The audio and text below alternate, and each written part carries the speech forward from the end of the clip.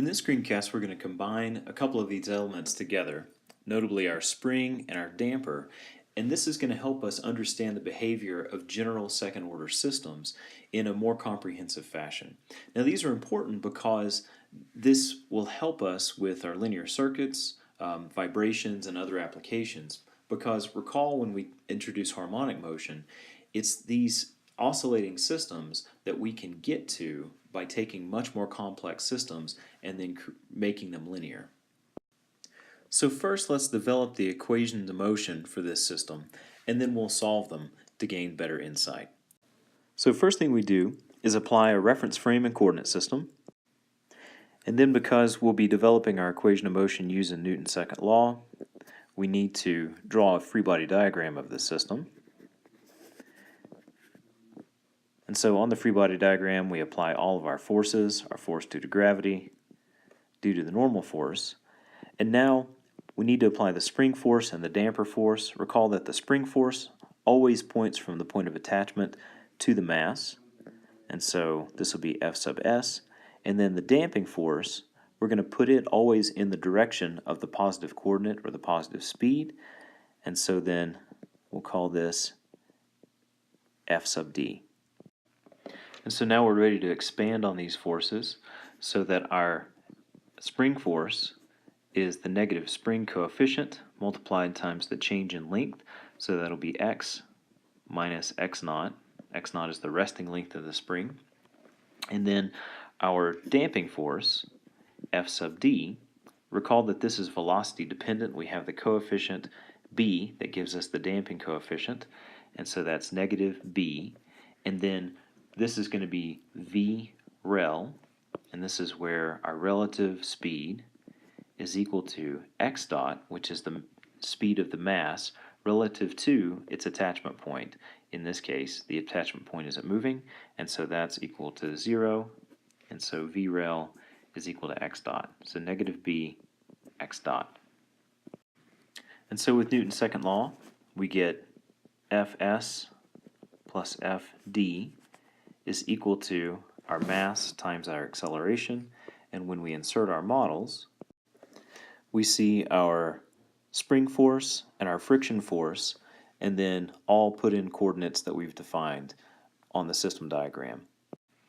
And so now we have an equation of motion, x double dot, which looks a lot like the harmonic motion, this is all that we had last time, and you can see that this is an oscillatory system as it moves. But then we've added this other term, which takes into account a viscous damping effect on the system. Let's apply the same coordinate system transformation that we did in the harmonic oscillator. And we'll also substitute in omega naught is equal to the square root of k over m as our natural frequency. And we'll make one more substitution dealing with the damping, in which we'll set b equal to 2m zeta omega naught. You'll see the usefulness of making this change later, because zeta and the values of zeta will really give us a lot of insight into the behavior of this system. So now our second order equation looks like this, where we have z double dot, which was our alternative coordinate, plus 2 zeta, which is our damping coefficient, times the natural frequency multiplied by z dot, plus our natural frequency squared times z, and that's equal to 0. And we see that this differential equation is a type that we like. It's a second order system. They all have to be. They're linear. We see that here because we only have a z dot and a z. It's homogeneous because it's equal to 0. There's no forced response. And they're all constant coefficients. So the natural frequency isn't changing because the spring constant and the mass are set. And then the damping ratio is a constant that we introduced. Now the solution for any linear ordinary differential equation has an exponential form. So we'll assume a solution z as a function of time is a constant e to the lambda t. And we find the first derivative and the second derivative, and then we're going to take our assumed values here and insert them into our second order equation so we can solve it. And after inserting, we get a e lambda t outside of a polynomial, which is our characteristic equation, which we've seen before. And for this relationship to hold, actually, this needs to be equal to 0, because there's no way that this term here, the a exponential lambda t, can be equal to 0. We have two solutions to the quadratic equation that we see here. And we get this from solving the quadratic formula, in which we have a real part of the solution, which is our damping coefficient multiplied times the natural frequency, and then plus or minus, which separates our two values of lambda. And then we have this portion that can be real or imaginary, where we have the natural frequency multiplied to the square root of the damping coefficient minus 1. Now, when our damping coefficient is less than 1, then we get an imaginary number here. When our damping coefficient is equal to 1, this will be 0, and we only have the real portion. And then when it's greater than 1, both of these are real, and they'll add together. So we've got two values of lambda that we need to do something with within our solution. And so what's nice about linear systems is that we can add the solutions together using both lambdas. And that's the principle of superposition, which actually defines a linear system. And so we get a and then the exponential of lambda 1 t, and then we'll add to that an unknown coefficient b and the exponential of lambda 2 t. And now that we have this solution, which is a function of lambda 1 and lambda 2, we get lambda 1 and lambda 2 by solving this quadratic equation. We can apply our boundary conditions, and then we've got a general solution of the position, and then the time differentiation being the speed, and then acceleration.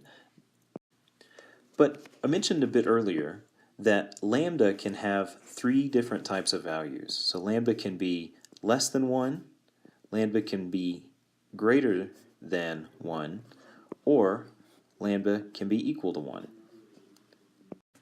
And each of these situations gives us a completely different response of the system. And we can see that here in this plot, which gives us an overview of underdamped, overdamped, and critically damped responses that the damping coefficient affects. So recall that the solution to our quadratic equation is given by negative zeta omega plus or minus omega multiplying the square root of zeta squared minus 1. And it's this zeta squared minus 1 that gives us these different characteristics. If zeta is less than 1, then this system is considered an underdamped system. And so that's in our solid line here. And you see that an underdamped system, given an initial position of 1, and it is looking for an equilibrium state at 0, is going to overshoot the 0 and then oscillate. And the reason why this should make sense to you is because when this is less than 1, we get an imaginary number, so it's a complex conjugate, and we get a real number. So the real number gives us our exponential decay, and then the imaginary number gives us, or a complex number, gives us our sinusoidal response. And so recall last time, when we were dealing with just a spring, we ended up with only complex conjugates with no real portion but only imaginary portion, and that was simply just an oscillation that never damped, and so that would oscillate forever and ever. And so next we see where zeta is greater than 1. And when we have zeta is greater than 1, both of the elements are going to be real. So it's going to be a real number plus another real number, or a real number minus another real number. So the values will be different with each other, and this is called an overdamped system. And with an overdamped system that has an initial position of 1 that's going to head towards 0, you can see that in the overdamped system, it's going to approach 0 very slowly. So the first one, an underdamped system, it approached 0 really fast and went past. But the overdamped system is going to approach 0 very slowly, and so the time constant of the system itself it creates a much longer time to make it to that equilibrium position. But damping does occur. And our last situation is when zeta is equal to 1. When zeta is equal to 1, then this becomes 0, and we're only left with the first part here, which is real. And you'll notice here that lambda is equal to the same value. So we get two values of lambda, and this is called a critically damped response. And take a look at the critically damped response with a initial position of 1, and of course all these are heading to 0 because they all have damping in it.